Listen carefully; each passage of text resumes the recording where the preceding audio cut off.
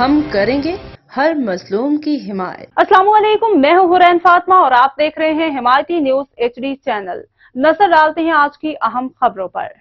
جمعہ حمایتی گوٹ کے حدود تھانہ سکھن میں بے رحمی سے عبدالقادر حمایتی کو مارا گیا۔ جان سے مارنے کی کوشش کی گئی، علاقہ مکینوں نے آ کر بچا لیا۔ تھانہ سکھن خاموش تماشائی یوسف اور اس کے بھائی خیر محمد اور یوسف کے بیٹے محمد یونس نے قادر بخش کو اور قادر بشک کے بیٹے کو گھر کے اندر اتنا تشدد کیا کہ بے ہوش ہو گیا۔ جمعہ حمایتی گوٹ کے لوگ ابھی بھی 1975 والی زندگی گزارنے پر مجبور ہیں۔ ظلم کی انتہا ہے، پولیس ہے کہ کوئی خبر ہی نہیں رکھتی۔ پولیس کو چاہیے کہ تھانہ سکھن اپنی حدود میں ایسے ظلم کو روکے۔ عبدالقادر ایک غریب، لاچار، مظلوم، مسکین، بیمار انسان ہے جو اپنے آپے میں نہیں رہتا اور اسے کوئی بھی آ کر اسی طریقے سے تشدد کر کے چلا جاتا ہے۔ کافی دفعہ پولیس کو بھی کمپلین کی ہے، پولیس ہے کہ وہ سنتے ہی نہیں۔ آپ کو بتاتے چلیں 2018 میں عبدالقادر کا کزن حیات اللہ کو بھی اسی طریقے سے تشدد کرتے تھے۔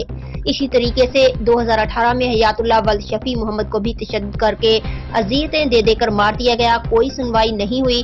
ان تمام پارٹیوں کے نام اگلے قسط میں منظر عام پر لائے جائیں گے۔ تھانہ سکھن صرف اور صرف مالدار کی باتوں کو اہمیت دیتا ہے، باقی غریب کی سنوائی یہاں پر نہیں ہوتی۔ وقار بھٹی کی رپورٹ۔ مزید خبروں اور اپڈیٹس کے لیے دیکھتے رہیں حمایتی نیوز HD چینل۔